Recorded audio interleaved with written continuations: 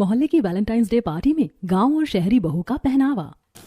पायल की शादी को अभी एक हफ्ता ही हुआ था। पायल एक सुंदर सा लॉन्ग वन पीस पहने आज रसोई में खाना बना रही थी। तभी पायल की नंद गीत वहां आती है और पायल को देखकर कहती है, वाह भाभी, आपकी ड्रेस तो सचमुच बहुत सुंदर लग रही है।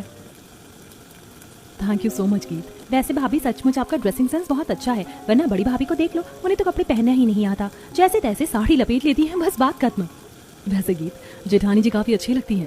पता है भाभी, बड़े भैया हमेशा से चाहते थे कि उनकी शादी किसी शहरी स्मार्ट लड़की से हो, लेकिन माँ एक बार गांव मामा से मिलने गई थी और वहाँ उन्हें राधिका भाभी मिल गई। वो उन्हें इतनी पसंद आ गई कि माँ ने उन्हें अपनी बहू बना लिया। अच्छा वो सब छोड़िए, मैं जो बात करने आई थी वो तो रही गई। आपको पता है कि अगले हफ्ते वैलेंटाइन डे वीक शुरू हो रहा है।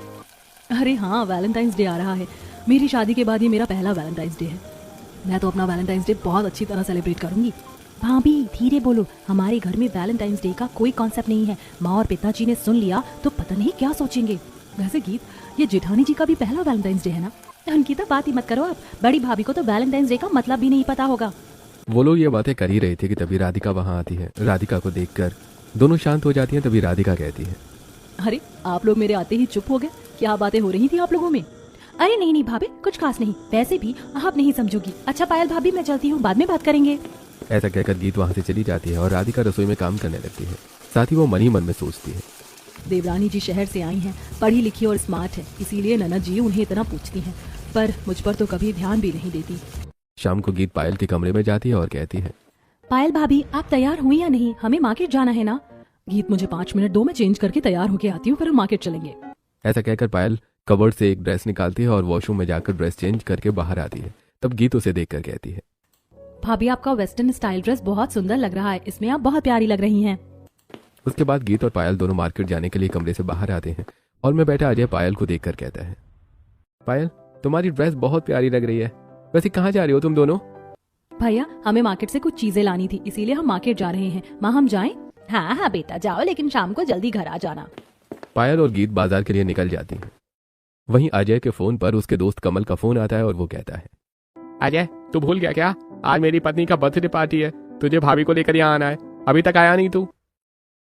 अरे हो ओहो हाँ यार, मुझे तो याद ही नहीं था, मैं थोड़ी देर में आता हूँ। ऐसा कहकर अजय अपने कमरे में जाता है और राधिका से कहता है, राधिका मैंने तुम्हें बताया था ना कि मेरे दोस्त की पत्नी के बर्थडे पार्टी में जाना है, तुम्हें अभी तक तैयार नहीं हुई? हाँ जी मुझे अच्छी तरह याद है, देखिए मैं तैयार हूँ, बस बिंदी लगानी है। राधिका तुम ये साड़ी पहनकर जाओगी, इतनी हैवी वर्क वाली? पायल को देखा है, वो मार्केट में कितनी अच्छी तरह तैयार होकर गई है। मेरे सभी दोस्तों की बीवियां बहुत मॉडर्न है, मैं तुम्हें इस तरह वहां ले जाऊंगा तो मेरी बेइज्जती हो जाएगी, तुम रहने दो, मैं अकेला ही चला जाऊंगा।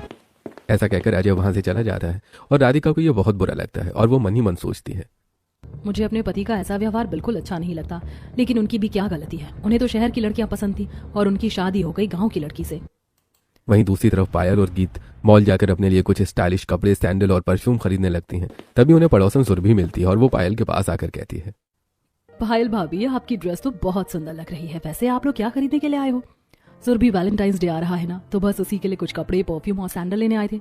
हाँ भाभी, मेरा भी वैलेंटाइंस डे मनाने का बहुत मन था, कॉलेज का जमाना और था, लेकिन अब तो ससुराल वाले परमिशन ही नहीं देते। अच्छा मैं चलती हूँ। ऐसा कहकर सुरभि वहां से चली जाती है। पायल और गीत भी अपनी शॉपिंग खत्म करने के बाद घर वापस आते हैं। पायल अपनी शॉपिंग का सारा सामान अपनी सास को दिखाते हुए कहती है, माँ जी कैसे लग रहे हैं हमारे परफ्यूम, हमारे कपड़े और सैंडल? माँ भाभी ने वैलेंटाइंस डे के लिए ड्रेस खरीदी है। हाँ हाँ सब कुछ बहुत प्यारा लग रहा है। तभी वैलेंटाइंस डे का नाम सुनकर राधिका मन ही मन सोचती है, इस वैलेंटाइंस डे का नाम तो मैंने सुबह भी सुना था। ऐसा करती हूँ, इन्हीं लोगों से पूछ लेती हूँ कि वैलेंटाइंस डे क्या होता है। वैसे ये वैलेंटाइंस डे क्या होता है? राधिका की बात सुनकर सभी लोग हंस पड़ते हैं। तब गीत राधिका से कहती है, पायल भाभी मैंने बोली थी ना कि राधिका भाभी को वैलेंटाइंस डे का मतलब भी नहीं पता होगा। अरे राधिका बेटा तू छोड़ ना, इन सब चक्कर में कहाँ फंस रही है, मुझे भूख लगी है, अब जल्दी से सबके लिए खाना लगा दे। अब राधिका किचन में जाती है और सभी के लिए खाना लगाती है। सभी लोग खाना खाते हैं और अपने अपने कमरे में जाकर आराम करते हैं। रात को राधिका अजय से कहती है, सुनिए जी, ये वैलेंटाइंस डे क्या होता है? क्या करोगी राधिका तुम वैलेंटाइंस डे के बारे में जानकर? तो वैलेंटाइन डे पर कपल के लिए पार्टी होती है और उस पार्टी में जिस तरह का ड्रेसिंग सेंस तुम्हारा है ना, वहाँ वैसा नहीं चलता है। वहाँ शहर की स्मार्ट लड़कियां मॉडर्न कपड़ों में आती हैं, इसलिए तुम ये सब ना ही जानो तो अच्छा है। ऐसा कहकर अजय सो जाता है। जहाँ एक तरफ राधिका को वैलेंटाइंस डे के बारे में कुछ नहीं पता था, तो वहीं दूसरी तरफ पायल अपने पति के साथ वैलेंटाइन डे के लिए प्लान बना रही थी। अनिल तुम्हें पता है ना कि ये शादी के बाद मेरा पहला वैलेंटाइंस है। मेरी शादी के पहले तुमने हर बार वैलेंटाइंस पर मुझे बहुत अच्छे अच्छे गिफ्ट दिए हैं। इस बार मैं वैलेंटाइंस डे बहुत अच्छा सेलिब्रेट करूंगी, तुम देखना। हाँ पायल, तुम जरूर करो। अगले दिन पायल नहाने के बाद बाल सुखाने के लिए छत पर जाती है।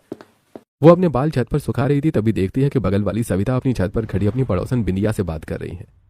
बिंदिया बहन, आजकल तो इंस्टाग्राम, फेसबुक, व्हाट्सएप हर जगह वैलेंटाइन डे की तैयारी के बारे में बातें हो रही हैं, लेकिन हमारी तो उम्र निकल गई। हम चाहें तो अभी वैलेंटाइन डे की पार्टी में शामिल नहीं हो सकते।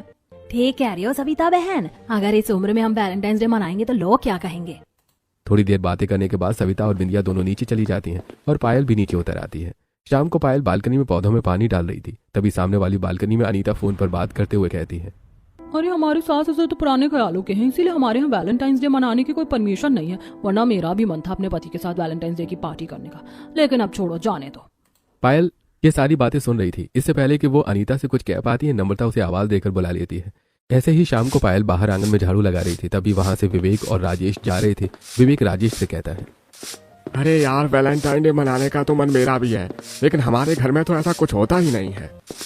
उनकी बातें सुनकर पायल मन ही मन सोचती है, इसका मतलब है कि मोहल्ले के सभी लोग वैलेंटाइंस डे मनाना चाहते हैं, लेकिन एक दूसरे के प्रेशर में नहीं मना रहे। क्यों ना मैं कुछ ऐसा करूं कि मोहल्ले के सभी लोग मिलकर इस बार वैलेंटाइंस डे मनाएं। यही सोचकर पायल अंदर आ जाती है। शाम को जब सभी लोग हॉल में बैठे थे, तब पायल वहां आती है और सभी लोगों से कहती है, माँ, पिताजी, भैया, मैं सोच रही हूँ कि इस बार क्यों ना हम अपने मोहल्ले वालों के साथ मिलकर वैलेंटाइंस डे मनाएं। ये तो क्या कह रही है बहू, ये कोई दिवाली पार्टी थोड़ी ना है जो मोहल्ले वालों के साथ मिलकर मनाएंगे। और अगर वैलेंटाइंस डे की पार्टी के बारे में हम मोहल्ले वालों को बताएंगे तो पता नहीं वो हमारे बारे में क्या सोचेंगे। रहने दो, कोई जरूरत नहीं है। पिताजी, बुराई वैलेंटाइंस डे में नहीं है, बुराई सोचने के तरीके में है। हम सब एक साथ मिलकर मोहल्ले को सजाएंगे, गेम खेलेंगे, सभी पार्टनर्स अपने अपने पार्टनर्स के साथ समय बिताएंगे। इसी बहाने सभी को अपने पार्टनर से अपने दिल की बात कहने का मौका मिलेगा। सभी को बहुत खुशी होगी पिताजी। वैसे माँ पिताजी, पायल गलत नहीं कह रही है। देखा जाए तो सभी वैलेंटाइंस डे को सेलिब्रेट करना चाहते हैं, लेकिन शर्म और लोगों की वजह से नहीं कर पाते। क्यों ना हम सबको इकट्ठा करके मौका दें। पायल और अनिल की बातें सभी लोग मान जाते हैं। तभी अजय कहता है, पायल, हम लोगों का तो ठीक है, लेकिन मोहल्ले वाले इस बात को कभी नहीं मानेंगे। भैया जी, हम अपनी अपनी उम्र के लोगों को मनाएंगे, मुझे विश्वास है कि सभी लोग मान जाएंगे। पायल की ये बात सभी को पसंद आती है। शाम को सभी निकल जाते हैं अपने अपने उम्र के लोगों को मनाने के लिए। नम्रता अपनी उम्र की औरतों को इकट्ठा करके वैलेंटाइंस डे की पार्टी के बारे में बताते हुए उनसे कहती है, सचमुच बहनों, बहुत मजा आएगा। क्या कह रही हो बहन, इस उम्र में भला वैलेंटाइन डे की पार्टी करना हमें शोभा देगा? क्यों नहीं बहन, इसमें कोई बुराई नहीं है। ऐसे ही सभी लोग अपनी अपनी उम्र के लोगों को तैयार कर लेते हैं और वैलेंटाइंस डे की पार्टी की तैयारियां शुरू हो जाती हैं। शाम को सभी मोहल्ले में इकट्ठा होते हैं, तब पायल सभी से कहती है, देखिए, हमारे घर के सामने ये जो बड़ा सा ग्राउंड है ना, यहाँ पर हम अपनी पार्टी रखेंगे। ऐसा करते कि पूरे मोहल्ले को टूनी लाइट और हॉट वाले बैलून से सजा लेते हैं और इस ग्राउंड के सामने की तरफ हम स्टेज बनवा लेते हैं, जहाँ पर हम सारे गेम्स खेलेंगे। हाँ पायल, और हम स्टेज पर डीजे भी लगाएंगे और सामने की तरफ हम कुर्सियां लगवा देते हैं जहाँ सभी लोग बैठ सकें। और बहू, खाने पीने का भी कुछ इंतजाम रहेगा ना? हाँ माँ जी, आपने अच्छा याद दिलाया, मैं रसोइयों को आज ही ऑर्डर दे देती हूँ। और इस तरह वैलेंटाइंस डे की पार्टी की तैयारी शुरू होती है। कुछ लोग पूरे मोहल्ले को टूनी लाइट और हॉट वाले बलून से सजा रहे थे, तो कुछ लोग कुर्सियां लाकर लगा रहे थे, कुछ लोग स्टेज बना रहे थे, तो कुछ स्टेज पर डीजे लगाने की तैयारी कर रहे थे। पायल ने भी रसोइयों को फोन कर दिया था। लगभग सारी तैयारियां हो चुकी थी। अब पायल सभी से कहती है, कल से हमारा वैलेंटाइंस डे वीक शुरू हो रहा है। कल 7 फरवरी है, तो कल शाम को सभी को अपने अपने पार्टनर्स के साथ यहाँ आ जाना है। उसके बाद सभी लोग अपने अपने घर चले जाते हैं। अगली सुबह अनीता और सुरभि पायल के पास आती है और कहती है, पायल, हमें तो कुछ समझ ही नहीं आ रहा कि वैलेंटाइंस डे पर किस तरह की ड्रेस पहननी चाहिए, तुम हमें गाइड कर दो ना। हाँ पायल, जब तूने वैलेंटाइंस डे पार्टी रखी है तो ड्रेस के बारे में भी बता। मैं ऐसा करती हूँ कि आप सभी को नेट से निकाल कर पिक दे देती हूँ कि किस किस तरह की ड्रेस आप सब पर अच्छी लगेगी। आप आज ही मार्केट जाकर 7 दिनों की ड्रेस खरीद लीजिए। और हाँ, वैलेंटाइंस डे पर हम सभी रेड ड्रेस ही पहनेंगे। हाँ पायल, बिल्कुल सही रहेगा। अब पायल सभी को उनकी बॉडी टाइप के हिसाब से नेट से ड्रेस की पिक निकाल कर दे देती है और सभी लोग अपने अपने ड्रेस खरीदने मार्केट चले जाते हैं। नम्रता भी उनके साथ मार्केट चली जाती है। दूर से राधिका भी ये सब देख रही थी। सभी के जाने के बाद पायल राधिका से कहती है, जेठानी जी, चलिए आप भी तैयार हो जाइए, हम भी मार्केट चलेंगे। ये आते ही होंगे, आप लोग जाइए, मैं तो इनके साथ चली जाऊंगी। ऐसा कहकर राधिका और पायल अपने कमरे में तैयार होने के लिए चले जाते हैं। थोड़ी देर बाद दोनों अपने कमरे से बाहर आती हैं। तब गीत दोनों को देखकर कहती है, वाह पायल भाभी, आप बहुत सुंदर लग रही हो और आपका ये 1 पीस ड्रेस भी बहुत प्यारा लग रहा है। लेकिन राधिका भाभी, आपको भी पायल भाभी की तरह कुछ स्मार्ट ड्रेस पहननी चाहिए। क्या आप सिर्फ बोरिंग साड़ियां ही पहनती हो? ऐसा कहकर गीत पायल के साथ मार्केट के लिए निकल जाती है। तभी अजय वहां आता है और राधिका उससे कहती है, आ गए आप, मैं तैयार हो गई हूँ, चलिए मार्केट चलते हैं। वैसे मैं कैसी लग रही हूँ? राधिका, तुम हमेशा की तरह लग रही हो। चलो अब चलते हैं, वरना देर हो जाएगी। अब राधिका भी अपने पति के साथ मार्केट पहुंच जाती है। सभी लोग अपनी अपनी पसंद के कपड़े खरीदते हैं। वो 7 दिनों के लिए अलग अलग तरह के कपड़े खरीदते हैं। राधिका भी अपने लिए 6 साड़ियाँ और एक सूट खरीदती है। शॉपिंग करने के बाद सभी घर आ जाते हैं। ऐसी शाम हो जाती है और राधिका और पायल अपने अपने कमरे में तैयार होने के लिए चली जाती हैं। पायल अपना 1 पीस ड्रेस निकाल कर उसे देखते हुए कहती है, ये ड्रेस मेरे हस्बैंड को पक्का पसंद आएगी, वैसे भी ये कलर उनका फेवरेट है। ऐसा कहकर पायल ड्रेस पहन लेती है और सभी लोग पार्टी में पहुंच जाते हैं। पायल पूरी पार्टी में सबसे सुंदर लग रही थी, तो दूसरी तरफ राधिका बहुत ही सिंपल लग रही थी। अनीता दोनों को देखकर सुरभि से कहती है, देख रही हो सुरभि, दोनों एक ही घर की बहू है, लेकिन कितना फर्क है दोनों में। पायल कितनी स्मार्ट लग रही है और राधिका कितनी सिंपल। अब राधिका गांव की है तो उसका ड्रेसिंग सेंस भी बिल्कुल गांव का है। पार्टी में लगभग सभी लोग राधिका और पायल की ड्रेस के बारे में ही बात कर रहे थे। तभी स्टेज से शिल्पा अनाउंस करते हुए कहती है, हमारा वैलेंटाइंस डे वीक का आज पहला दिन है। आज सभी मेंस अपनी वुमेन के लिए यहाँ रखे फूलों से ज्वेलरी बनाएंगे, तो चलिए सभी लोग आ जाइए। अब एक एक करके सभी लड़के और आदमी स्टेज पर पहुंचते हैं और वहां रखे फूलों से अपनी अपनी पत्नियों के लिए ज्वेलरी बनाने लगते हैं। अजय सबसे सुंदर ज्वेलरी बना रहा था। उसने नेक पीस, ब्रेसलेट और मांग टीका बनाया था। बेल बजती है और फिर शिल्पा कहती है, चलिए अब आप सभी अपनी अपनी पत्नियों को ये ज्वेलरी पहनाइए और देखते हैं सबसे सुंदर ज्वेलरी किसकी है। सभी लोग अपनी अपनी पत्नियों को ज्वेलरी पहना रहे थे। नम्रता किशोर से कहती है, अरे वाह, आज तो आपने मेरे लिए बहुत सुंदर ज्वेलरी बनाई है। हाँ, आपको ये भी आता है, मुझे तो पता ही नहीं था। अरे नम्रता, मैं तो तुम्हारे लिए कल भी कुछ भी कर सकता था और आज भी कुछ भी कर सकता हूँ। मेरे प्रेम में कमी थोड़े ना आई है। वहीं अजय राधिका को ज्वेलरी पहनाता है और राधिका कहती है, सचमुच आपकी बनाई हुई ज्वेलरी बहुत सुंदर लग रही है। सभी लोग ज्वेलरी पहना चुके थे। शिल्पा अनाउंस करके अजय को विनर घोषित करती है। सभी लोग अजय के लिए तालियां बजाते हैं। ऐसे ही खाने पीने और नाच गाने के साथ पहले दिन का फंक्शन खत्म हो जाता है और सभी अपने अपने घर जाकर आराम करते हैं। अगले दिन शाम को पायल अपनी जेठानी के पास आकर कहती है, जेठानी जी, आज प्रपोज डे है, आज आप क्या ड्रेस पहनने वाली हैं? मैंने आज पहनने के लिए एक साड़ी खरीदी, बहुत सुंदर है, सोच रही हूँ वही पहनूंगी और उसके साथ गोल्ड ज्वेलरी भी पहनूंगी। तभी गीत वहां आती है और कहती है, भाभी, मैंने आज पहनने के लिए एक फिश गाउन खरीदा है, बस मुझे समझ नहीं आ रहा कि उसके साथ हेयर स्टाइल कैसे बनाऊं और ज्वेलरी क्या पहनूं, तो प्लीज आप मुझे सजेस्ट कर दीजिए। गीत, मैंने पुरानी फिल्मों में हीरोइनों को फिश ड्रेस के साथ हाई बन बनाते देखा है, तुम वही बना लो। ओ भाभी, वो काफी पुरानी बात है और आपको समझ ही नहीं है कि किस ड्रेस के साथ क्या हेयर स्टाइल रहेगी। पायल भाभी, आप बताइए मुझे। गीत, वेस्टर्न फिश कट के साथ तुम्हें बालों को कर्ल्स करना चाहिए और एक सिंपल सा लॉकेट पहनना चाहिए, बस। थैंक यू सो मच भाभी, आपने मेरी प्रॉब्लम सॉल्व कर दी। वैसे आज आप क्या पहन रही हैं? मैंने भी अपने लिए एक वेस्टर्न गाउन खरीदा, मैं वही पहनूंगी। वैसे जेठानी जी, अगर आप चाहें तो मैं आपको एक वेस्टर्न गाउन दे सकती हूँ, मेरे पास 2 हैं। नहीं देवरानी जी, मुझे आपकी तरह कपड़े पहनने में कोई इंटरेस्ट नहीं है, मैं तो अपनी साड़ी ही पहनूंगी। राधिका के ऐसा कहने पर पायल चुपचाप वहां से चली जाती है। शाम हो जाती है और पायल अपने कमरे में वेस्टर्न गाउन पहनकर तैयार होती है। वहीं राधिका अपने कमरे में वर्क वाला साड़ी पहनकर तैयार होती है। दोनों बाहर आती हैं तो दोनों को देखकर उनकी सास कहती है, तुम दोनों बहुत सुंदर लग रही हो। राधिका, तुम तो बिल्कुल राधा लग रही हो और पायल बहू, तुम भी बहुत स्मार्ट लग रही हो। आज सारी पार्टी में मेरी बहुएं ही दिखाई देंगी, बस। दोनों अपनी तारीफ सुनकर बहुत खुश हो जाती हैं। उसके बाद वो पार्टी में जाती हैं। सभी लोगों की नजर उन दोनों पर ही थी। दोनों बहुत सुंदर लग रही थी। सविता राधिका को देखकर बिंदिया से कहती है, देख रही हो बिंदिया, राधिका अपने सादगी भरे कपड़ों में कितनी सुंदर लग रही है, बिल्कुल पुरानी फिल्मों की हीरोइन लग रही है। हाँ सविता, तुम सही कह रही हो, लेकिन तेरा पायल को भी देखो, इंडो वेस्टर्न गाउन में बहुत सुंदर लग रही है। आज तो नम्रता बहन की दोनों बहुएं गजब ढा रही हैं। पार्टी में सभी लोग उन दोनों के बारे में बात कर रहे थे। तभी सुरभि वहां आती है और कहती है, आप दोनों तो आज पार्टी की रौनक बनी हुई हैं। वैसे राधिका भाभी, आपका स्टाइल भी काफी अच्छा लग रहा है। पायल भाभी, आप तो बिल्कुल मॉडर्न जमाने की हीरोइन लग रही हैं। अभी वो लोग बातें ही कर रहे थे कि तभी शिल्पा स्टेज से अनाउंस करती है, आज प्रपोज डे है, तो देखते हैं कि इस स्टेज पर आकर अपनी पार्टनर को सबसे अच्छे से कौन प्रपोज करता है। शिल्पा की बात सुनकर एक एक आदमी स्टेज पर जाकर अपनी पत्नी के लिए 2 शब्द कह रहा था और सभी खुश हो रही थी। तभी महेश की बारी आती है। महेश स्टेज पर जाकर विंदिया के लिए कहता है, बिंदिया बिल्कुल माथे की बिंदिया की तरह है। जैसे माथे की बिंदिया चेहरे की शोभा बढ़ाती है, वैसे ही बिंदिया तुम मेरे जीवन की शोभा बढ़ाती हो। न बिंदिया ये सुनकर शर्मा जाती है। सभी लोग अपने अपने पार्टनर के लिए अच्छी अच्छी बातें करते हैं और अंत में खाना पीना और नाच गाने के साथ एक और दिन खत्म हो जाता है। अगले दिन राधिका चॉकलेट डे के लिए एक सुंदर सूट पहनती है जो उसने पहले ही बाजार से खरीद रखा था। तभी गीत उसके कमरे में आती है और कहती है, अरे वाह भाभी, आज तो आपने सूट पहना है और आप बहुत सुंदर लग रही हो।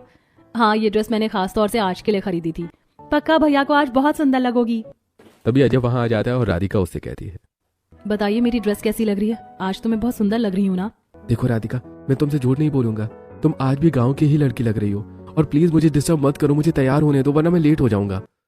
राधिका को अपने पति की बात बहुत बुरी लगती है। सभी लोग तैयार होकर फंक्शन के ग्राउंड में पहुंच जाते हैं। तभी राधिका देखती है कि पायल ने बहुत सुंदर off shoulder Indo western sari पहन रखी है। उसे देखकर राधिका मन में सोचती है, सचमुच पायल इस आउटफिट में कितनी सुंदर लग रही है। मेरे पति को भी इसी तरह के कपड़े पसंद है, लेकिन मुझे तो पायल की तरह सजना संवरना नहीं आता और ना ही मैं उसकी तरह कपड़े पहन सकती हूँ। थोड़ी देर बाद शिल्पा अनाउंस करती है, तो लेडीज एंड जेंटलमैन, आप लोग सब बहुत अच्छे लग रहे हैं, लेकिन जो यहाँ पर सबसे प्यारा लग रहा है वो स्टेज पर आकर अपने पार्टनर को चॉकलेट देगा। और आज का सबसे प्यारा लुक है पायल का। ये सुनकर जहाँ एक तरफ राधिका जल जाती है तो वहीं पायल स्टेज पर जाती है और अनिल को चॉकलेट देती है। सभी लोग पायल को देखते ही रह जाते हैं। अनीता अपने पति से कहती है, पायल कितनी स्मार्ट है ना, उसकी ड्रेसिंग सेंस का तो जवाब ही नहीं। ऐसे ही एक दिन और खत्म हो जाता है। अगला दिन टेडी डे है। राधिका सुबह अपना काम खत्म करने के बाद अपने रूम में जाती है और अपना सूटकेस खोलकर ढेर सारी साड़ियों के बीच से एक सुंदर सी साड़ी निकालती है और अपने आप से कहती है, आज मैं ये साड़ी पहनूंगी। जब भी मैं साड़ी पहनती हूँ सभी मेरी बहुत तारीफ करते हैं। राधिका साड़ी पहनकर तैयार हो जाती है। वो बाहर आती है तो देखती है कि पायल इंडो वेस्टर्न ड्रेस पहनकर बाहर खड़ी है और सभी लोग उसकी तारीफ कर रहे थे। वाह भाभी, आपका ये इंडो वेस्टर्न ड्रेस तो लाखों में एक लग रहा है। आज तो पार्टी में सिर्फ आप ही नजर आएंगी। तभी नम्रता राधिका को देखकर कहती है, आओ आओ राधिका, तुम्हारी साड़ी भी बहुत सुंदर लग रही है और ये मोतियों का वर्क जो साड़ी पर है और तुम्हारे सर पर आ रहा है ये भी बहुत सुंदर लग रहा है। सभी लोग पार्टी में जाते हैं। पूरी पार्टी की नजर दोनों बहुओं की ड्रेस पर ही थी। राधिका अपने सिंपल इंडियन आउटफिट में अच्छी लग रही थी तो वहीं पायल अपने वेस्टर्न आउटफिट में कमाल की लग रही थी। तभी अनिल पायल के पास आता है और कहता है, पायल आज तो तुम इतनी स्मार्ट लग रही हो कि मन कर रहा है कि तुमसे एक बार फिर शादी कर लूं। पायल अनिल की बात सुनकर हंस पड़ती है और ऐसे ही मस्ती मजाक के साथ एक और दिन खत्म हो जाता है। इसी तरह टेडी डे, प्रॉमिस डे, हक डे और किस डे भी अलग अलग तरह की ड्रेस पहनकर मौज मस्ती और प्यार मोहब्बत में बीत जाता है। रात को गीत पायल के कमरे में अपनी वैलेंटाइंस डे की ड्रेस डिस्कस कर रही थी। तभी अचानक राधिका के कमरे से कुछ आवाज आती है। गीत कहती है, अरे भाभी, ये राधिका भाभी के कमरे से आवाज कैसी आ रही है, चलो चलकर देखते हैं। दोनों राधिका के कमरे में पहुंचते हैं तो देखते हैं कि राधिका अपनी पुरानी सिलाई मशीन निकाल कर रेड कलर का ड्रेस सिल रही थी। ये देखकर पायल कहती है, ये क्या जेठानी जी, आप ड्रेस सिल रही हैं? हाँ पायल, मैं शादी से पहले भी बहुत सुंदर ड्रेस सिलती थी और शादी के बाद भी मैंने काफी ड्रेस सिली हैं, लेकिन अब बिजी होने के कारण कपड़े नहीं सिल पाती। मैंने सोचा क्यों ना मैं वैलेंटाइन डे की ड्रेस अपने हाथों से सिलकर पहनूं, शायद वो अजय को बहुत अच्छी लगेगी। अरे वाह राधिका भाभी, आपके पास इतना टैलेंट है, मुझे तो पता ही नहीं था। जब आपकी ड्रेस तैयार हो जाए तो मुझे जरूर बताइएगा। ऐसा कहकर पायल कमरे से चली जाती है। राधिका काफी रात तक ड्रेस सिलती रहती है। ड्रेस तैयार होने के बाद राधिका अपने आप से कहती है, वाह, मेरा ये गाउन तो बहुत सुंदर बना है। कल मैं अजय को पक्का बहुत अच्छी लगूंगी। काफी रात हो चुकी है, मैं इसे यहीं रखकर सो जाती हूँ। राधिका ड्रेस वहीं छोड़कर सो जाती है। रात को कुछ चूहे आकर उस ड्रेस को बुरी तरह से कुतर देते हैं। सुबह राधिका जब ड्रेस देखती है तो परेशान हो जाती है और अपने आप से कहती है, हे भगवान, ये ड्रेस तो चूहों ने पूरी बर्बाद कर दी। अब मैं भला वैलेंटाइन डे पार्टी में क्या पहनूंगी। राधिका बहुत उदास हो जाती है और बिना किसी को बताए अपने काम में लग जाती है। पायल रसोई में राधिका को खाना बनाते देखती है और कहती है, राधिका भाभी, आपने बताया नहीं, आपकी ड्रेस तैयार हो गई क्या? हाँ पायल, ड्रेस तो तैयार हो गई थी लेकिन चूहों ने उसे काट कर खराब कर दिया। अब मैं उसे नहीं पहन पाऊंगी। ओह गॉड, ये तो बहुत बुरा हुआ। फिर आप क्या पहनने वाली हैं? इस बारे में कुछ सोचा नहीं है। फंक्शन में ज्यादा समय नहीं है तो जो मेरे पास है उसी में से कुछ पहन लूंगी। ऐसा कहकर राधिका अपने काम में लग जाती है। सारा काम खत्म करने के बाद राधिका अपने कमरे में जाती है और एक पुरानी साड़ी निकालकर अपने आप से कहती है, वैसे साड़ी सुंदर तो है लेकिन पता नहीं उन्हें पसंद आएगी कि नहीं। कितने महीनों से मैंने सोचा था कि कम से कम वैलेंटाइंस डे पर तो अपने पति को अच्छी लगूं, लेकिन शायद मेरी किस्मत में वो भी नहीं है। राधिका साड़ी पहनकर तैयार होने लगती है। तभी अजय वहां आता है और राधिका कहती है, मैं इस साड़ी में अच्छी लगूंगी ना, प्लीज देखकर बताइए। राधिका, तुम्हें तो हमेशा से पता है कि मुझे स्मार्ट लुक पसंद है। साड़ी में तुम बहुत ट्रेडिशनल लगती हो, इसलिए मुझसे मत पूछो। अजय की बात सुनकर राधिका गुस्सा हो जाती है और कहती है, आपसे तो कभी मेरी तारीफ होती ही नहीं है, हमेशा मेरी बुराई करते हैं। अगर आपको गांव की लड़की पसंद नहीं थी तो आपने मुझसे शादी ही क्यों की? अजय बिना जवाब दिए कमरे से बाहर चला जाता है। राधिका वहीं बैठकर रोने लगती है। पायल बाहर खड़ी सब सुन रही थी। वो अंदर आकर कहती है, सॉरी भाभी, मैंने आपकी सारी बातें सुन ली। कोई बड़ी बात नहीं पायल, हमारे बीच तो ये रोज का ही है। उन्हें तुम्हारी तरह स्मार्ट लड़की चाहिए थी लेकिन मिल गई मैं, गांव की गवार। नहीं भाभी, ऐसा बिल्कुल नहीं है। आप भी बहुत स्मार्ट है। जो खूबियां आप में है शायद वो मुझ में भी नहीं, लेकिन सच कहूं, दुल्हन वही जो पिया मन भाए। आज मैं आपको आपके पति के मुताबिक बिल्कुल स्मार्ट बना दूंगी। ऐसा कहकर पायल अपने कमरे में जाती है और एक ड्रेस निकालकर अपने आप से कहती है, ये ड्रेस मैंने आज की वैलेंटाइंस डे पार्टी के लिए अपने लिए खरीदी थी, लेकिन मुझे लगता है इसकी ज्यादा जरूरत जेठानी जी को है। पायल राधिका के कमरे में जाती है और दरवाजा बंद कर लेती है। शाम को सभी लोग पार्टी में पहुंच चुके थे लेकिन राधिका और पायल नहीं आई थी। नम्रता गीत से कहती है, गीत बेटा, तेरी दोनों भाभियां अभी तक पार्टी में नहीं आई, सभी उनका इंतजार कर रहे हैं। जरा फोन लगा। अभी लगाती हूँ। जैसे ही गीत फोन लगाने लगती है तभी दोनों बहुएं वहां आ जाती हैं। नम्रता और गीत उन्हें देखकर हैरान रह जाती हैं। राधिका ने रेड कलर का बॉल गाउन पहना था और बाल कर्ल किए थे। वो वेस्टर्न लुक में बहुत सुंदर लग रही थी। वहीं पायल भी पिंक गाउन में कमाल की लग रही थी। गीत दौड़कर उनके पास आती है और कहती है, वाह भाभी, आज तो आप दोनों बहुत सुंदर लग रही हो। पार्टी में सभी लोग उन्हीं दोनों को देख रहे थे। सविता बिंदिया से कहती है, देख रही हो, आज तो दोनों कमाल लग रही हैं और राधिका तो बिल्कुल मॉडर्न लग रही है। अजय भी एक किनारे खड़ा राधिका को देख रहा था। तभी शिल्पा अनाउंस करती है, दोस्तों आज वैलेंटाइंस डे है और स्टेज पर इतना बड़ा केक रखा है। आज जो सबसे अच्छा लगेगा वही केक काटेगा, तो सभी आइए और रैंप वॉक में हिस्सा लीजिए। एक एक करके सभी महिलाएं रैंप वॉक करती हैं। अंत में राधिका कॉन्फिडेंट होकर रैंप वॉक करती है। उसे देखकर सभी हैरान रह जाते हैं। रैंप वॉक के बाद शिल्पा अनाउंस करते हुए कहती है, तो आज की रैंप वॉक की विनर है राधिका भाभी। राधिका स्टेज पर जाती है और अजय के साथ मिलकर केक काटती है। अजय राधिका को केक खिलाते हुए कहता है, राधिका, मुझे पता ही नहीं था कि तुम इतनी मॉडर्न और स्मार्ट हो। तुमसे स्मार्ट लड़की मुझे कभी मिल ही नहीं सकती। I love you so much. ये सुनकर सभी तालियां बजाते हैं। नम्रता किशोर से कहती है, देखा जी, लोग सच ही कहते हैं, दुल्हन वही जो पिया मन भाए। तो वहीं अनिल पायल से कहता है, पायल, मुझे तुम पर गर्व है। अपनी ड्रेस अपनी जेठानी को तो सिर्फ तुम ही दे सकती थी। पार्टी खत्म होने के बाद राधिका पायल के पास आती है और कहती है, पायल, मुझे माफ कर दो। मैं हमेशा तुमसे जलती रही, लेकिन आज तुमने अपनी ड्रेस मुझे दे दी। तुम बहुत अच्छी हो। ये सुनकर पायल राधिका को गले लगा लेती है और इस तरह राधिका और पायल मिलजुल कर प्यार से रहने लगती हैं।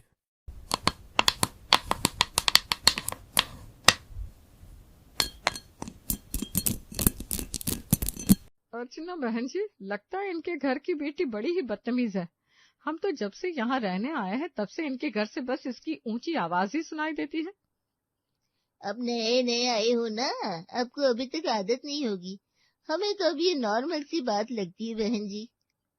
मेरी 2 बेटियां हैं, लेकिन उनकी आज तक किसी ने जोर से क्या, धीरे कान में कहती हुई आवाज भी किसी ने नहीं सुनी होगी। हाँ, लेकिन आजकल की लड़कियां ऐसी कहाँ है। अब देख नहीं रहे आरोही को, यहाँ बात करती है तो 10 घरों में सुनाई देती है कि आरोही बात कर रही है। आपको सच बताऊं, मैं जब यहाँ नई नई रहने आई थी तो आरोही को देखकर मैं तो इसका रिश्ता अपने भाई के बेटे के साथ करने वाली थी। लेकिन अब तो मैं इसकी रोज इतनी बड़ी आवाज, कभी लड़ने की कभी चीखने की सुनती रहती हूँ। मैंने तो मना कर दिया भाई अपने भाई को। अरे बहुत सही किया बहन जी आपने। ऐसी बदतमीज बहुएं आकर किसको चाहिए जो बात बात पर चीखने चिल्लाने लगे। दोनों पड़ोसन जब बात कर रही थी तब उनकी बात आरोही की माँ सुन लेती है, लेकिन वो कुछ नहीं कह पाती। लेकिन उन्हें अब आरोही की फिक्र होने लगी थी कि इस तरह तो उसका रिश्ता किसी से भी नहीं जुड़ सकता, क्योंकि हमारे समाज में एक बार लड़की का नाम खराब हो गया तो फिर कोई उसे नहीं अपनाता है। क्या हुआ, सुबह से देख रहा हूँ बहुत परेशान लग रही हो। आज सुबह अर्चना भाभी और हमारी नई पड़ोसन आपस में बात कर रहे थे। कह रहे थे आरोही की आवाज उनके घर तक सुनाई देती है। मैंने कितनी बार आरोही को कहा है कि लड़कियों की तरह बात करे, धीरे से बात करे, लेकिन वो है कि सुनती नहीं, बहस करने लगती है बस। हम तो माँ बाप हैं, उसकी गलती को माफ कर देते हैं, लेकिन मुझे टेंशन इस बात की है कि ससुराल जाकर उसका क्या होगा। वो छोड़िए, उससे रिश्ता जोड़ेगा कौन। मैंने आरोही की बात कई जगह चलाई है, कहीं ना कहीं से तो उसके रिश्ते के लिए हाँ आई जाएगी। मैं तो कहती हूँ जो लोग इस शहर के नहीं हो, हमें उनके साथ आरोही का रिश्ता जोड़ना चाहिए। ये भी सही है। क्यों, किसी और शहर में करना है मेरा रिश्ता? सिर्फ बताइए तो। लो आ गई, शैतान का नाम लिया, शैतान हाजिर हो गया। मैं कोई शैतान नहीं हूँ और मुझ में कोई कमी नहीं है जो मैं किसी और शहर में शादी करूँ। मुझे शादी नहीं करनी, बस मैंने कह दिया। आरोही, तुमसे कोई पूछ भी नहीं रहा, चुपचाप अंदर जाओ। मैं कहीं नहीं जा रही हूँ। आप पहले ये बताइए, आप मेरी शादी किसी और शहर में क्यों करवा रहे हैं? पढ़ी लिखी हूँ, दिखने में सुंदर हूँ, हर काम आता है मुझे, और क्या चाहिए? आरोही, जब बड़े बात कर रहे हो तब बीच में नहीं बोलना चाहिए, अंदर जाओ। आरोही का बीच में बोलना उसके माता पिता को बिल्कुल अच्छा नहीं लगा, इसलिए उसे चुप करवा कर अंदर भेज दिया गया। आरोही के पापा ने उसका रिश्ता सूरत के किसी दूर के रिश्तेदार के परिवार में कर दिया, जहां आरोही से पूछा भी नहीं गया था। पापा, आप किस जमाने में रह रहे हैं? 2026 चल रहा है और आपने मुझसे बिना पूछे मेरा रिश्ता तय कर दिया। आप ऐसे कैसे कर सकते हैं? मैं तुम्हारा पिता हूँ, तुम मेरी बेटी हो, मेरा हक है तुम्हारे भले बुरे के बारे में सोचने का। लेकिन पापा, जिंदगी दीदी की है, उनसे पूछ तो लेते कम से कम। पूछते नहीं, लड़का दिखा तो देते। तेरे साथ रह के ये भी तेरी तरह बदतमीज होता जा रहा है, देख। मैंने क्या बदतमीजी की है, जरा बताइए तो। देखो आरोही, मैंने तुम्हारा रिश्ता तय कर दिया है। अब 2 महीने में शादी है, सूरत में तुम्हारा ससुराल होने वाला है, उसके बाद मुझे कुछ नहीं सुनना। आरोही, देखो, हम तुम्हारे माता पिता हैं, हम तुम्हारे बारे में अच्छा ही सोचेंगे, इसलिए अब पापा से कुछ भी सवाल जवाब मत करना। आरोही का रिश्ता तय होते ही 2 महीने के अंदर ही उसकी शादी कर दी गई, लेकिन आरोही इस शादी के लिए पूरी तरह से तैयार नहीं थी। फिर भी उसने अपने माँ बाप की इज्जत रखने के लिए सबके सामने कुछ नहीं कहा। आरोही, देखो, आज हमारी शादी की पहली रात है, तो मैं तुम्हारे लिए गिफ्ट लेकर आया हूँ। रहने दो, मुझे नहीं चाहिए। क्या नहीं चाहिए? लेकिन मैं बहुत प्यार से तुम्हारे लिए गिफ्ट लाया हूँ। लेकिन मुझे नहीं चाहिए, मैं तुम्हारे लिए कुछ लेकर नहीं आई हूँ, इसलिए मैं तुमसे गिफ्ट ले भी नहीं सकती। अरे लेकिन मैं कहाँ तुमसे गिफ्ट मांग रहा हूँ, बस मैं ये चाहता हूँ कि तुम ये गिफ्ट रख लो। नहीं, मैं ये गिफ्ट नहीं ले सकती, अपने पास ही रखो। सुजल को आरोही का ये अंदाज बिल्कुल भी सही नहीं लगा। सुबह उसका मूड बहुत ही खराब था, जो उसके चेहरे से साफ पता चल रहा था। क्या हुआ सुजल, तू जब से उठकर आया है नीचे, मैं देख रही हूँ तेरा मूड सही नहीं है, कुछ बात है क्या बेटा? नहीं माँ, ऐसा कुछ भी नहीं है। मैं तेरी माँ हूँ, तेरे चेहरे पर गुस्सा हो, खुशी हो, उदासी हो, सब कुछ एक झलक में मुझे पता चल जाता है बेटा। बता क्या बात है? कुछ नहीं माँ। माँ देखो, भाभी भी आ गई। अरे बहू, तुम भी आ गई, आओ आओ। प्रणाम माँ जी। खुश रहो। वैसे तुम्हें पता है क्या, सुजल का मूड इतना खराब क्यों है? देखो तो, अमावस के चांद जैसा लग रहा है ये। मुझे कैसे पता होगा, मैं तो कल ही आई हूँ।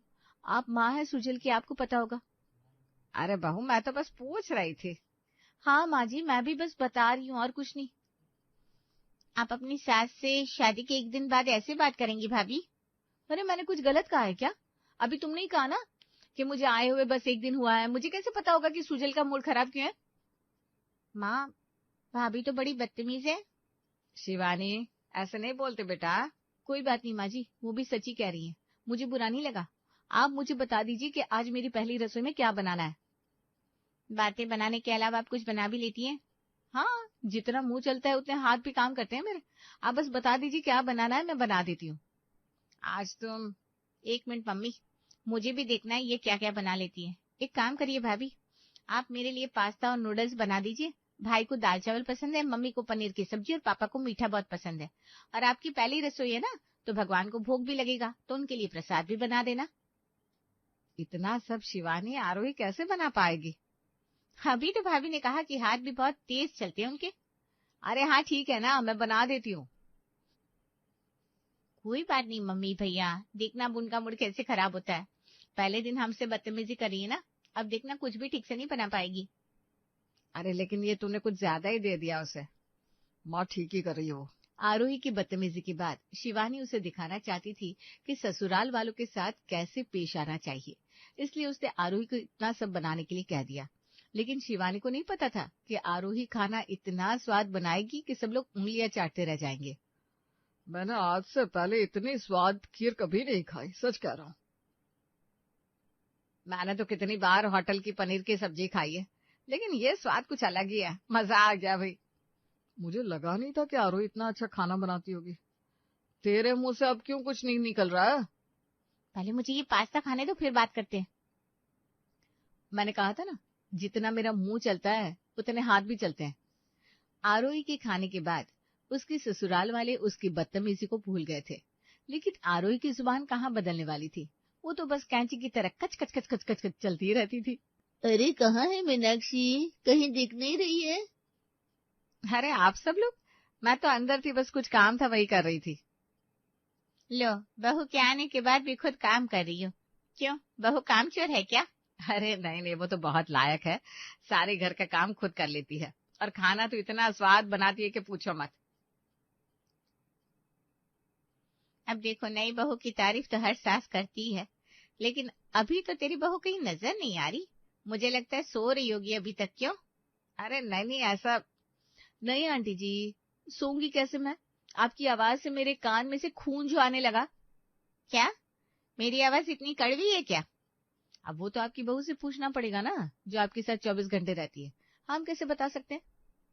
मैंने नहीं कहा था, बड़ी ही तेज बहू लाई है मीनाक्षी। हाँ, अब आप जैसे लोगों से निपटने के लिए तेज बहू चाहिए, नहीं तो आप कहाँ सुधरने वाली है। आरोही, ऐसे बात नहीं करते बहू। अरे रहने दे मीनाक्षी, अब बदतमीजी सीखी है मायके में तो वही दिखाएगी ना। जो इंसान जो सीख कर आता है मायके से, वही तो ससुराल में करता है। मायके में तो मैंने बॉक्सिंग भी सीखी थी आंटी जी, उसकी अभी तक यहाँ जरूरत नहीं पड़ी है। आप कहे तो आपको दिखा दूं मेरे जलवे। सुषमा, अब हम चलते हैं, मुझे बहुत जरूरी काम याद आ गया है। चल चल चल। हाँ हाँ चल, मुझे भी ना सीने में बड़ी जलन सी हो रही है, डॉक्टर को दिखाने जाना है। डॉक्टर को क्या हुआ सुषमा बहन जी? अरे पता नहीं, कुछ दिनों से सीने में ना बड़ी जलन हो रही है, कुछ पचता ही नहीं, ना जाने क्या हुआ है। फिर तो बड़ी दिक्कत हो रही होगी आपको। हाँ, इसीलिए तो आज डॉक्टर को दिखाने जा रही हूँ। न जाने कितने पैसे लेगा और कितनी सारी दवाइयाँ देगा। आप 1 मिनट रुकिए, मैं अभी आती हूँ। अरे नहीं, हम नहीं रुक रहे हैं। हमें नहीं देखना तुम्हारा बॉक्सिंग का टैलेंट। मुझे तो मीनाक्षी पर तरस आ रहा है कि न जाने ये लड़की क्या ही करती होगी, कैसा कहर बरसाती होगी तुम पर। अरे नहीं, इतनी बुरी नहीं है, बस कभी कभी जबान से कुछ भी निकल जाता है उसके। देखो जरा कितनी अच्छी सास मिली है, अभी भी उसकी तरफदारी कर रही है, और एक तुम्हारी बहू है कि बदतमीजी करके तुम्हारा नाम खराब कर रही है। अरे चुप कर, देख वो आ रही है, पता नहीं क्या ला रही है हाथ में। अरे क्या हुआ भाई, हमें क्यों रुकने को कहा था? आपको सीने में जलन हो रही थी ना, ये पीकर देखिए, आपको ठीक लगेगा। नहीं, पता नहीं ये क्या है, मैं नहीं पी सकती। पता नहीं तुमने इसमें क्या डाल दिया हो। अरे जहर नहीं डाला है आंटी जी, मेरी दादी बनाती थी ये काढ़ा, इससे जलन, पेट दर्द, गैस सब कुछ दूर हो जाता है। जिस तरह से ये लड़की बात कर रही थी सुषमा, मुझे तो लगता है कुछ गड़बड़ किया होगा इसने इस काढ़े में। ऐसी बदतमीज लड़कियां किसी की सगी नहीं होती। ठीक है, आपकी मर्जी, नहीं पीना तो मैं इसे अंदर ले जाती हूँ। जाइए डॉक्टर के पास, आप उसी के लायक हैं। अरे देखो तो कैसे बात कर रही है। सुषमा बहन जी, आप एक बार मेरे कहने पर पीकर देखिए, शायद सच में इससे आपको राहत हो जाए। मीनाक्षी देख लो, अगर कुछ भी हुआ तो हम इस लड़की को छोड़ेंगे नहीं। अरे पहले पकड़ कर तो दिखाइए मुझे। अरे मजाक कर रही वो, आप पीजिए ना। आरोही का बनाया काढ़ा पीते ही सुषमा के सीने की जलन एकदम से कम हो गई। इतने दिनों से हो रही परेशानी जैसे गायब ही हो गई। उसे यकीन नहीं हो रहा था कि आरोही जैसी लड़की किसी का भला भी कर सकती है। मालती, मेरे सीने की जलन तो बिल्कुल गायब हो गई, सच में। क्या सच बोल रही है तू? हाँ सच में, ये काढ़ा इतना अच्छा था कि मैं खुद को एकदम हल्का महसूस कर रही हूँ। ये लीजिए, ये आपके लिए है, आपके घुटने में दर्द रहता है ना, ये लगा लीजिए, आपको ठीक लगेगा। ये तुमने मेरे लिए बनाया है? नहीं, आपकी कामवाली के लिए बनाया है, उसे दे दीजिएगा। ये लड़की है क्या? मालती, तुम भी ट्राई करके देखो, शायद तुम्हें भी सुषमा जी की तरह राहत मिल जाए। आरोही के काढ़े हुए तेल ने तो जैसे जादू ही कर दिया। लेकिन उस दिन मीनाक्षी को एक बात और समझ में आई कि आरोही की जुबान चाहे कैसी भी हो, लेकिन उसका दिल बड़ा ही साफ है। और ये बात अब उसके ससुराल के बाकी लोगों को भी समझ में आ रही थी धीरे धीरे। ये लो। क्या ये? बम है, तुम सीधे बात नहीं कर सकती हो क्या? कुछ दे रही हूँ तो गिफ्ट ही होगा ना तुम्हारे लिए, ऐसे क्यों पूछ रहे हो क्या है? अरे खुद खोलकर नहीं देख सकते हो क्या? गिफ्ट मेरे लिए? नहीं, पड़ोसी के लिए लाई हूँ। हे भगवान, तुम और तुम्हारी जुबान। आरोही ने सुजल के लिए एक बड़ा ही सुंदर सा ब्रेसलेट बनाया था, वो भी अपने हाथ से। और यही नहीं, साथ में उसके लिए केक भी बनाया था और उसकी पसंद की हर चीज भी। सुजल ये सब देखकर समझ नहीं पा रहा था कि आखिर आरोही चीज क्या है। तुम्हें पता है तुम कितनी बदतमीज हो? पता है, बचपन से पता है। किसी ने तुम्हें टोका नहीं? बचपन में मेरी सिर्फ आवाज तेज हुआ करती थी, तो आस पड़ोस के लोग, पापा मम्मी ये सब मुझसे कहते थे कि लड़कियों की आवाज हमेशा नीची होनी चाहिए। तो मुझे बहुत बुरा लगता था। मुझे लगता था कि हम लड़कियों को बोलने का हक ही नहीं है, इसलिए मैंने फिर हर बात पर उल्टा जवाब देना शुरू कर दिया था। लेकिन कब ये मेरी आदत बन गई और कब मैं सबकी नजर में बदतमीज बन गई, मुझे पता ही नहीं चला। लेकिन तुम्हें पता है, तुम बदतमीज हो लेकिन दिल की बहुत साफ हो। तुम जुबान से चाहे जो कुछ भी कहो, लेकिन तुम किसी के लिए बुरा नहीं कर सकती हो। हाँ, ये बातें मुझे पता है। अब तुम ये गिफ्ट खोल रहे हो या मैं बाहर फेंक दूं? हे भगवान, थोड़ी सी चीनी मेरी पत्नी के मुंह में भी डाल दीजिए जरा, कब होगा ये चमत्कार? आपको क्या लगता है, क्या ये चमत्कार होना पॉसिबल है? क्या आरोही की जुबान कभी सुधर सकती है? क्या वो कभी किसी को सीधे मुंह जवाब दे पाएगी? चलिए देखते हैं आखिर ऐसा होता है कि नहीं। आरोही अभी तक नाश्ता नहीं बनाया क्या? अभी देखो आपकी पत्नी क्या जवाब देती है कि नाश्ता जल्दी चाहिए तो पहले बता दिया करो, यहाँ बैठकर मेरे ऊपर चिल्लाने से कुछ नहीं होगा। अरे नहीं, वो ऐसा नहीं कहेगी। हाँ नहीं बनाया है, बताओ क्या कर लोगे, ऐसा कुछ बोलेगी। मेरे वाला ज्यादा बेटर था, आगे आएगी, देखते क्या कहती है। सॉरी, ये लीजिए आपका उपमा, और शिवानी तुम्हारा चीज सैंडविच। सॉरी, आज थोड़ी देर हो गई। भैया मुझे चक्कर आ रहे हैं, पकड़ना जरा मुझे। अरे तुम मुझे पकड़, मैं भी गिरने वाला हूँ। ये आखिर है कौन? अरे आरोही है, और कौन है? इतने प्यार से बात कर रही है, यही तो चाहते थे तुम। इसे क्या हो गया माँ, ये ऐसे बात क्यों कर रही है? इसके अंदर कोई भूत चला गया है क्या? माँ जी छोड़िए ना, मैंने कहा तो मुझसे नहीं होगा। और तुम दोनों चुपचाप नाश्ता खाओ, ज्यादा चिक चिक करने की जरूरत नहीं है। माँ जी आप भी बैठिए, मैं नाश्ता लेकर आती हूँ। लो, मैंने ही उससे कहा था कि थोड़ी देर नाटक कर लेना तुम दोनों के सामने। अरे माँ, मुझे तो हार्ट अटैक ही आने वाला था। लेकिन मजा बहुत आया बदतमीज बहू को यूं चाशनी में घुला देखकर। कौन बदतमीज? कोई नहीं भाभी, आप नाश्ता बनाओ। पागल ये पागल वो पागल कर दे जहां भी ये जाए, देखो करता है कैसा दीवाना सबको, मेरा नाम भी शिनचान है, मैं शरारत से। शाम के समय के साथ सूरज ढलने लगता है तो वहीं नेहा और रोहन अपनी स्कूटी से ऑफिस से घर वापस जा रहे होते हैं।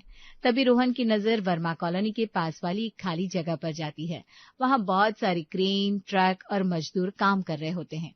रोहन स्कूटी धीरे करता है और हैरानी से उस जगह को देखने लगता है। अरे नेहा, जरा इधर देखो तो, यहाँ कितना जबरदस्त काम चल रहा है। पिछले हफ्ते तो यहाँ काफी शांति थी, पर आज देखो यहाँ कितनी हलचल है। इतनी सारी मशीनें और मजदूर लगे हुए हैं, जरूर यहाँ कुछ बड़ा होने वाला है। हाँ रोहन, जगह तो बहुत ज्यादा है। मुझे नहीं लगता यहाँ किसी एक का अकेले का घर बन रहा है, क्योंकि देखो ये कितनी बड़ी जमीन को घेर कर काम कर रहा है। पक्का यहाँ बहुत कुछ बड़ा मॉल या कोई बड़ी बिल्डिंग बन रही है। अगर यहाँ कुछ बढ़िया बन गया तो इस पूरे इलाके की शक्ल बदल जाएगी। तुम यहीं रुको, मेरा मन नहीं मान रहा है। मैं जरा जाकर उन मजदूरों से पूछ कर आता हूँ कि आखिर यहाँ क्या बन रहा है। अगर कोई अच्छा प्रोजेक्ट है तो हमें इसके बारे में पता होना चाहिए। रोहन स्कूटी खड़ी करता है और लेबर के पास बात करने चला जाता है। नेहा वहीं खड़ी होकर उस बड़े से मैदान को देखती रहती है। कुछ देर बाद रोहन दौड़ता हुआ वापस नेहा के पास आता है। उसके चेहरे पर एक बड़ी सी मुस्कान होती है। क्या हुआ रोहन, इतना मुस्कुरा क्यों रहे हो? क्या कहा उन्होंने? क्या यहाँ कोई बड़ा पार्क या अस्पताल बन रहा है? नेहा, तुम यकीन नहीं करोगी, वहाँ मॉल बन रहा है, और वो भी शहर का सबसे बड़ा मॉल। चलो जल्दी घर चलो, मुझे ये बात मम्मी और पापा को बतानी है। हमारे पास एक बहुत अच्छा आइडिया है। रोहन और नेहा दोनों जल्दी से घर पहुंचते हैं। घर पर रोहन की माँ भारती और पिता बलराम सोफे पर बैठकर चाय पी रहे होते हैं। रोहन अंदर घुसते ही बैग पटकता है और खुशी से चिल्लाने लगता है। माँ पापा, आप लोगों को पता है जो वर्मा कॉलोनी है ना, वहाँ पर क्या हो रहा है? वहाँ बहुत बड़ा मॉल बन रहा है, और आप लोगों को तो पता ही है, उस मॉल के ठीक बगल में एक बहुत बड़ा प्लॉट खाली पड़ा है। हाँ पता है, तो क्या हुआ? अगर मॉल बन रहा है हमें क्या करना है? हम तो इस पुराने घर में खुश है। अरे माँ जी, आप समझ नहीं रही है, कितना सही होगा ना। वर्मा कॉलोनी यहाँ से ज्यादा दूर भी नहीं है। हमारे घर के पास एक इतना बड़ा मॉल हो जाएगा तो हमें शॉपिंग करने या फिल्म देखने के लिए शहर के दूसरे कोने तक ट्रैफिक में धक्के नहीं खाने पड़ेंगे। हमारे लिए तो बहुत सहूलियत हो जाएगी। अरे नेहा, तुम अभी भी सिर्फ शॉपिंग का सोच रही हो? पापा मेरी बात सुनिए, आप कुछ दिन पहले बोल रहे थे ना कि कहीं पर जमीन लेनी है, तो क्यों ना हम वहाँ मॉल के पास वाली वो जमीन ले ले। आपको तो पता ही है, मॉल बनने के बाद वहाँ की जमीन के दाम सोने के भाव बिकेंगे। अभी ले लेंगे तो हमें फायदा होगा। बेटा रोहन, बात तो तुम पते की कह रहे हो। मॉल के पास वाली जमीन हमेशा कीमती होती है। ये तो बहुत अच्छा आइडिया है। दादाजी, क्या हम नए घर में रहने जाएंगे? वहाँ मेरा एक बड़ा सा रूम होगा ना? अरे नहीं बेटा, अभी सिर्फ जमीन की बात हो रही है। वैसे पापा जी, रोहन मुझे ना एक बात कहनी है। अगर वहाँ जमीन ले ही रहे हैं तो क्यों ना हम वहाँ अपना नया घर बनवा कर रहने लगे। देखिए, हमारा ये वाला घर बहुत पुराना हो गया है। हम इसे वैसे भी बनवाने का सोच ही रहे थे। हमें लेंटर वाला और मॉडर्न घर चाहिए था, तो क्यों ना हम वहाँ अपनी पसंद का घर बनवाए और वहीं शिफ्ट हो जाए। बहू की बात मुझे भी सही लग रही है। अरे जब हम वहाँ जमीन लेंगे ही तो सिर्फ प्लॉट छोड़ने का क्या फायदा? वहाँ पूरा घर ही बनवा लेते। ये पुराना वाला घर हम किराए पर दे देंगे। कम से कम 5-7 हजार रुपए तो यहाँ से भी महीने के मिल ही जाएंगे। ठीक है माँ, अगर आप सबको ऐसा ठीक लग रहा है और पापा जी भी राजी है तो मुझे भी ये मंजूर है। नया घर मॉल के पास होगा तो सबकी वाहवाही भी होगी। बेटा, सिर्फ बोलने से घर नहीं बनता, बजट भी देखना पड़ता है। मेरे पास अभी 50 लाख रुपए रखे हैं, और कहीं से ले देकर मैं 20 लाख और जोड़ लूंगा। पापा जी, आप फिक्र मत कीजिए, मेरे पास भी अपनी 5 लाख तक की सेविंग्स तो है ही। मैं इस घर के लिए दे दूंगी, आखिर घर तो हमारा ही है। और 15 लाख का इंतजाम मैं भी कर दूंगा, तो कुल मिलाकर हमारे पास काफी पैसे हो जाएंगे। तो अब ज्यादा दिक्कत नहीं होगी। चलो रोहन, जरा एक बार उस जमीन वाले डीलर से दाम पता करते हैं। अगर बात जम गई तो आज ही बयाना दे आएंगे और काम शुरू करवा देंगे। रोहन और उसके पापा डीलर से मिलते हैं और सही दाम में जमीन का सौदा हो जाता है। जमीन खरीदने के तुरंत बाद वहाँ घर का काम शुरू हो जाता है। रोहन और नेहा अक्सर वहाँ जाकर काम देखते हैं। रोहन, मुझे तो अभी से सोचकर खुशी हो रही है कि हमारा घर मॉल के एकदम पास होगा। जब मन करेगा हम टहलते हुए मॉल चले जाएंगे। हाँ नेहा, एक तो इतनी पॉश जगह हमारा घर होगा और ऊपर से ये जमीन से बना हुआ होगा, इसकी शान ही अलग होगी। सच कह रहे हैं। वैसे हमारा घर तो 3-4 महीने में बनकर तैयार हो जाएगा, लेकिन मुझे लगता है मॉल को बनने में तो कम से कम 1-2 साल लग जाएंगे, है ना? हाँ नेहा, इतना समय तो लगता है बड़े प्रोजेक्ट्स में, पर कोई बात नहीं, हमारा घर तो बन रहा है। जब तक मॉल खुलेगा तब तक हम वहां पूरी तरह शिफ्ट हो जाएंगे। ऐसे ही कुछ महीने बीत जाते हैं और रोहन का शानदार नया घर बनकर तैयार हो जाता है। गृह प्रवेश की पूजा होती है और पूरा परिवार नए घर में शिफ्ट हो जाता है। वाह, कितना अच्छा और हवादार बना है ये घर। और देखो तो बाहर की रोड भी कितनी बड़ी और खुली है, यहाँ तो चलने में भी मजा आता है। तभी तो माँ, आसपास की जगह देखिए आप, पास में इतना बड़ा मॉल बन रहा है, पीछे वाली गली में इतना सुंदर पार्क है, रोड भी कितनी खुली है। यहाँ की जमीन हमें सही दाम में मिल गई, वरना आगे चलकर तो ये सोने के भाव मिलती। सही कह रहे हो बेटा, कल मेरे दफ्तर के लोग भी कह रहे थे कि हमने बहुत सही जगह जमीन ली है और सबको हमारा घर पसंद भी आया। पापा, ये वाला घर तो पुराने घर से बहुत ज्यादा अच्छा है। यहाँ मुझे खेलने के लिए भी जगह मिलती है। और हमारा घर भी कितना सुंदर लग रहा है ना।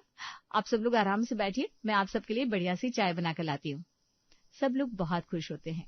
रात के समय सब लोग साथ बैठकर खाना खाते हैं और फिर अपने अपने कमरों में सोने चले जाते हैं। सब लोग दिन भर की थकान के बाद आराम की नींद सो रहे होते हैं कि तभी अचानक आधी रात को जोर जोर से ठक ठक और मशीनों की आवाज आने लगती है। रोहन, ये कैसी भयानक आवाज आ रही है? कहीं कुछ टूट रहा है क्या? पता नहीं नेहा, मुझे तो कुछ भी समझ में नहीं आ रहा। शायद बाहर सड़क पर कुछ हो रहा होगा। तुम सो जाओ, थोड़ी देर में अपने आप बंद हो जाएगी आवाज। दोनों वापस सोने की कोशिश करते हैं, लेकिन आवाज बंद होने का नाम नहीं लेती, बल्कि आवाज और तेज होती जा रही थी। तभी रोहन के मम्मी पापा भी परेशान होकर उनका दरवाजा खटखटाने लगते हैं। रोहन बेटा, बाहर निकल, देख आवाज कितनी ज्यादा आ रही है, और देख तो जमीन में भी अजीब सी थरथराहट महसूस हो रही है। चलिए पापा, बाहर चलकर देखते हैं माजरा क्या है। पूरा परिवार घर के बाहर निकलता है। वे देखते हैं कि आधी रात में मॉल की साइट पर क्रेन और बड़ी बड़ी मशीनें चल रही है। वहां सैकड़ों मजदूर काम कर रहे हैं।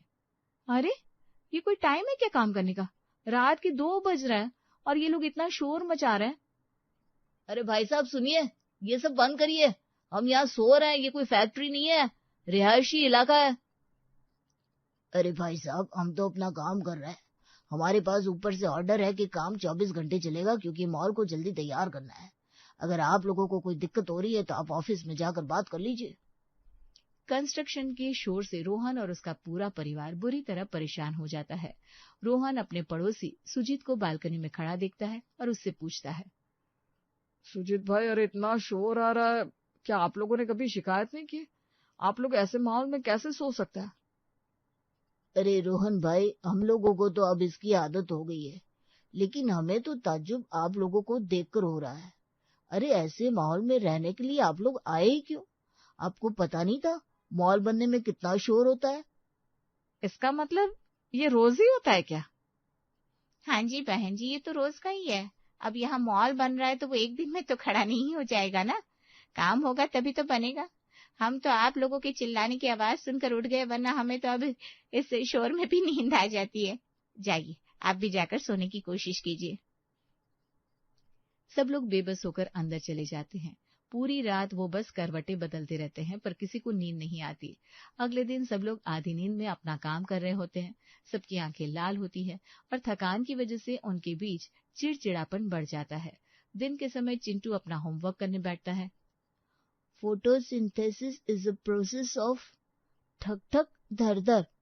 चिंटू पढ़ाई करने की कोशिश करता है, तभी वापस से मशीनों का शोर शुरू हो जाता है।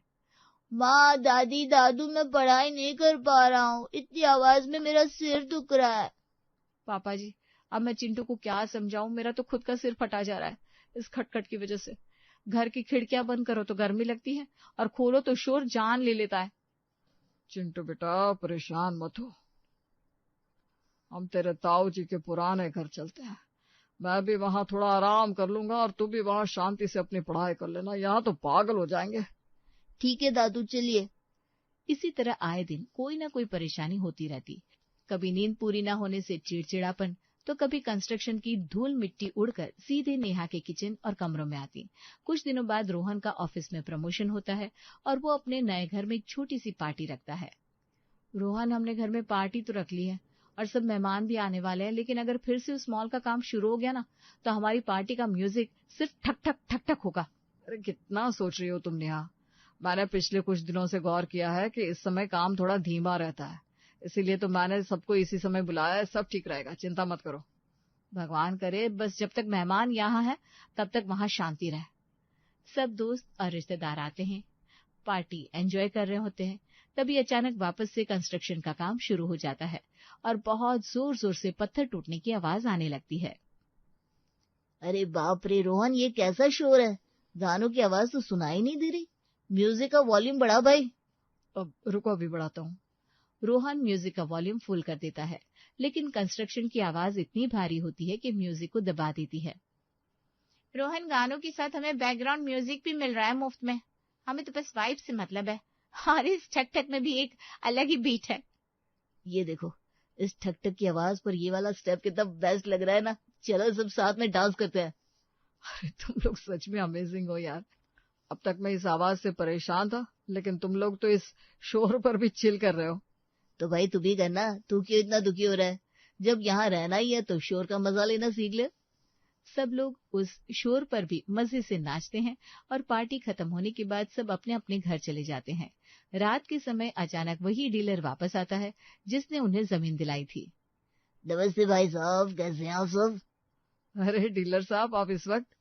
जी हाँ, दरअसल ये जो सामने मॉल बन रहा है ना, ये मेरे जान पहचान वालों का ही है और इसका ठेका मेरे छोटे भाई के पास ही है। अच्छा, तो आप ये सब करवा रहे हैं? जी हाँ, दरअसल पिछले कुछ दिनों से मजदूरों की शिकायत आ रही है। उन्हें पीने का पानी, सब्जी और चाय वगैरह के लिए बहुत दूर जाना पड़ता है, जिससे काम में देरी होती है। तो भाई साहब, इसमें हम क्या कर सकते हैं? हम तो खुद इस शोर से परेशान हैं।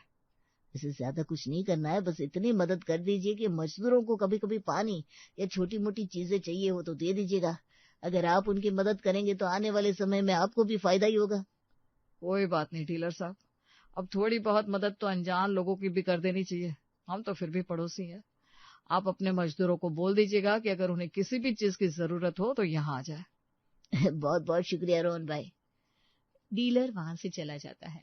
अगली सुबह ठीक 6 बजे जब सब गहरी नींद में होते हैं, तभी घर का दरवाजा जोर जोर से खटखटाया जाता है।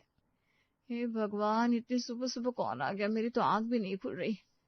इस तरह नेहा चिढ़ते हुए दरवाजा खोलती है तो सामने 2 मजदूर खड़े होते हैं जिनके कपड़े धूल से भरे थे। जी, कौन है आप लोग? और इतनी सुबह सुबह यहाँ क्या कर रहे हैं? नमस्ते मैडम जी, वो कल साहब ने आपसे बात की थी ना, हम मजदूरों की थोड़ी मदद कर देना। हम लोग ही ये सामने वाला मॉल बना रहे हैं। जी हाँ, बात तो हुई थी, पर अभी क्या चाहिए आपको? मैडम जी, वो थोड़ा गर्म पानी चाहिए था चाय बनाने के लिए। सुबह सुबह बहुत ठंड लग रही है। ठीक है, आप यहीं रुकिए, मैं अभी रसोई से लेकर आती हूँ। नेहा गर्म पानी करके मजदूरों को देती है और कुछ देर बाद रोहन ऑफिस चला जाता है। दिन के समय नेहा अपनी सास के साथ बैठी टीवी देखने की कोशिश कर रही होती है। तभी अचानक एक मजदूर की पत्नी बिना पूछे सीधे घर के अंदर आ जाती है। अरे अरे, कौन हो तुम? और बिना पूछे घर में कैसे घुसी आ रही हो? नमस्ते मैडम जी, वो हम यहाँ पीछे झुग्गी में रहते हैं, मॉल में मजदूरी करते हैं। हमें थोड़ा सा अचार और एक प्याज चाहिए था, आपके पास होगा क्या? सूखी रोटी खानी पड़ रही है। रुकिए, मैं अभी लेकर आती हूँ। मैडम जी, अगर थोड़ी धनिया भी होगी तो दे देना, सब्जी अच्छी बन जाएगी। ठीक है, लाती हूँ मैं। अब ये रोज का काम हो गया था। मजदूर अपनी हर छोटी बड़ी जरूरत के लिए नेहा के घर आने लगे थे। कुछ दिन और बीत जाते हैं। एक शाम रोहन अपने पूरे परिवार के साथ गाड़ी में बैठकर कहीं जा रहा होता है। तभी एक मजदूर दौड़ता हुआ गाड़ी के सामने आता है। अरे भैया, रुकिए रुकिए, जरा मोटर चला दीजिए ना।